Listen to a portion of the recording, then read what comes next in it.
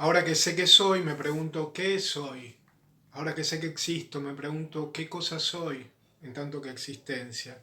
Esa es la pregunta que se hace Descartes y que organiza lo que sigue en la meditación. Pero atención, quiere dar una respuesta a esa pregunta en términos de indudabilidad. Es decir, quiere dar una respuesta que sea compatible con la existencia del genio maligno.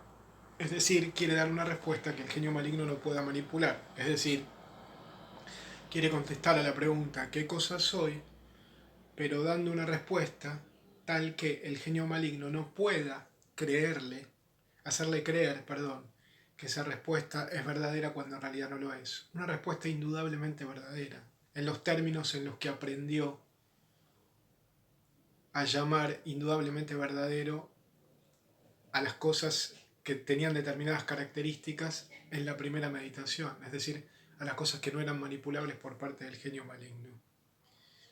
¿Cómo lo hace? Lo hace así. Descartes dice simplemente, bueno, ahora está mucho más claro que nunca, va a estar mucho más claro que nunca que el argumento del genio maligno es herramienta, es instrumento. Porque Descartes dice, voy a dar una respuesta banal. Si a mí hace 2 días, antes de ayer, dice, antes de ayer, ¿por qué? Antes de empezar a meditar, me hubieran preguntado, Descartes, ¿qué sos? Yo habría dicho, no sé, un hombre. Y si me hubieran preguntado qué es un hombre, ¿qué habría dicho? ¿Habría dicho que es un animal racional y ese tipo de cosas? No, ¿por qué? Porque eso es lo que dijo Aristóteles.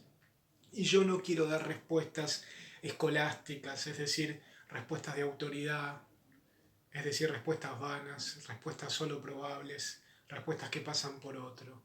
Supónganse que hace 2 días, antes de ayer, a mí me hubieran preguntado, Descartes, ¿qué sos? Yo habría dicho un hombre. Y si me hubieran apretado, me hubieran dicho, ¿y qué es un hombre? Habría dado la respuesta más banal, la que voy a dar ahora, a esa pregunta. Una respuesta que no pasaría por nadie. Habría dicho que un hombre es algo que tiene un cuerpo y algo más, un alma.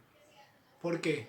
Porque el hombre es algo que tiene un cuerpo tal como lo tiene un cadáver. Sin embargo, el cadáver no es capaz de hacer algunas cosas que el hombre vivo, digamos, sí. ¿Qué son esas cosas? Comer, caminar, sentir, pensar, algunas capacidades, algunos atributos que atribuyo al alma.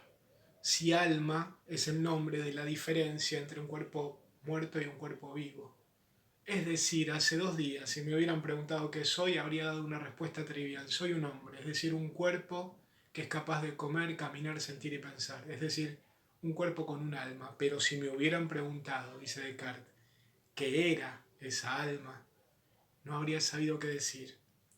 Habría dicho cualquier cosa, habría adivinado, habría dicho que era un aire delicado que se repartía en mis miembros, etcétera. Es decir, si hace 2 días me hubieran preguntado qué soy, habría dicho un cuerpo con un alma o un cuerpo que come, camina, siente y piensa. Lo que voy a hacer ahora es, una vez que di esa respuesta banal, trivial, voy a tratar de combatirla con el argumento, con el escepticismo del genio maligno. Es decir, ¿qué queda de esa respuesta una vez que supongo que existe un genio maligno que me engaña respecto de todo? Lo digo de otro modo, ¿cuáles son los aspectos de esa respuesta manipulables por parte del genio maligno?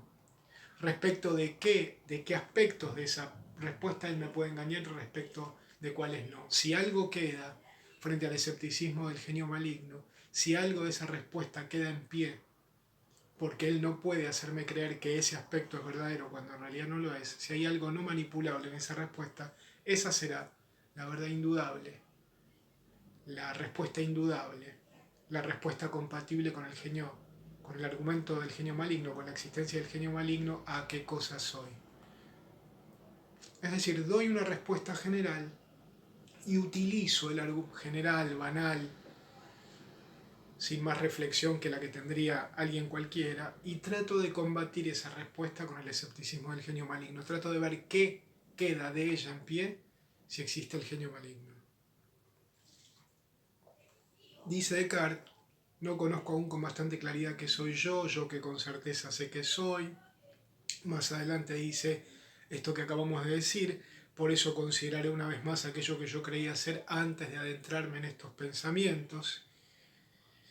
y suprimiré todo lo que pueda ser combatido mediante el argumento del genio maligno de esas antiguas opiniones mías. Está el pasaje del animal racional, un pasaje hermoso porque es un palo para Aristóteles y para la filosofía escolástica en general. Luego dice que si le hubieran preguntado hace 2 días qué era, habría considerado en primer lugar que tenía un rostro, manos, brazos y toda esta máquina compuesta de carne y de huesos, tal como ella aparece en un cadáver. Es decir, habría dicho tengo un cuerpo como tiene cuerpo un cadáver. Sin embargo, con el cuerpo del cadáver hay una diferencia, y es que yo hago algunas cosas que él no.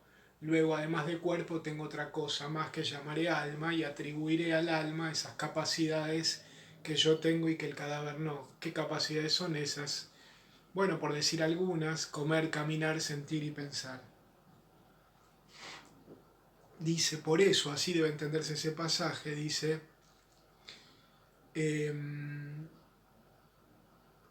consideraba además que me nutría, que caminaba, sentía y pensaba, y atribuía todas estas acciones al alma.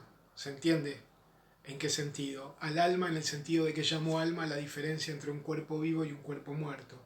Pero no sabía que era el alma, pero no me detenía a pensar qué era esa alma, o si lo hacía imaginaba que ella era algo exiguo, extremadamente raro y sutil, como un viento, una llama, un aire muy ligero, etc.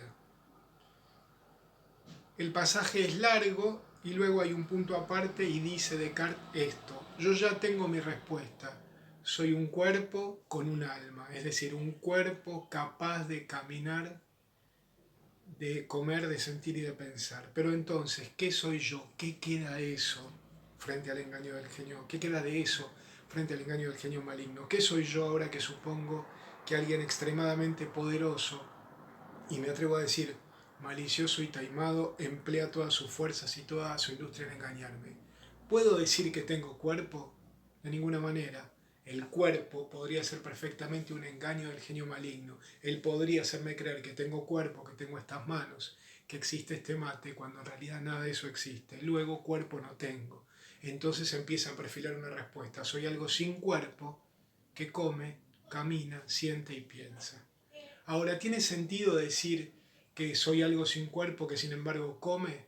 No, porque aunque comer es un atributo del alma, en el sentido de que los cadáveres no comen y yo sí, sin cuerpo no se come.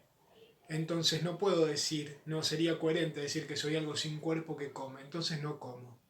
Soy algo que no tiene cuerpo ni come, que camino, lo mismo.